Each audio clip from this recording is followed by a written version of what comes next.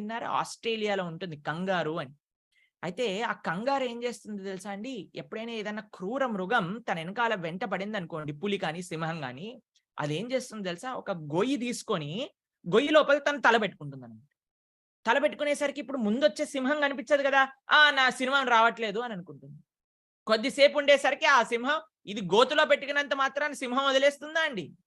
ఇది నాకు కష్టం లేదు అని అనుకున్నంత మాత్రం చేత సింహం వదిలేస్తుందా అండి? అలా వెంటనే కొన్ని క్షణాలకు మీద పడి సింహం ఆ యొక్క ప్రాణిని మొత్తం కూడా తినేస్తుంది.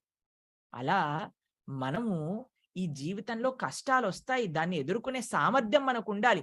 అంతేగాని ఇటువంటి దుర్వ్యసనముల యొక్క ఆశ్రయం తీసుకొని, మాకు శాంతి కలుగుతుందండి, కష్టాలు మర్చిపోగలుగుతున్నామండి అనంటే ఇది కూడా అంత తెలివిలేని పని చేయటమే మనం. అటు ఆ కష్టాన్ని ఎదుర్కోవట్లేదు, ఇటు నీ ఆరోగ్యము బావుండట్లేదు.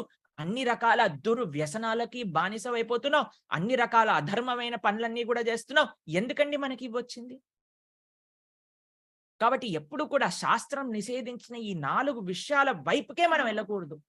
ధర్మం భగవంతుడు ఏదైతే నిర్దేశించారో వాటిని మనం ఆచరించాలి. మద్యం, ప్రాణం, శ్రియ, సూన, యత, అధర్మశ్చ చతుర్విధం. ఒకదాని తర్వాత, ఒకదాని తర్వాత, ఒకదాని తర్వాత ఒకటి ఈ 4 కూడా ఫాలో అవుతాయి. చాలా జాగ్రత్తగా ఉండాలి మనం. దేన్ని కూడా మనం కాంప్రమైజ్ చేయలేమండి ఈ జీవితంలో. మానుష్య జన్మ ఎన్నో సార్లు ఎన్నో పనులు చేశాం గాబట్టే మళ్ళీ మంచి జన్మొచ్చింది గదా! ఇందులో ఎందుకండి మళ్ళీ మనం అధర్మం చేయటం? మంచిగా భగవంతుడు చెప్తున్నారు గదండీ! ఇది చెయ్యకండి అని చెప్తే ఎంత మనం ధర్మంలో ఉండాలి. సరే ఇప్పుడు మద్యం తాగారు గదా! వెంటనే ఏంటి వ్యామోహం పట్టేసుకుంది.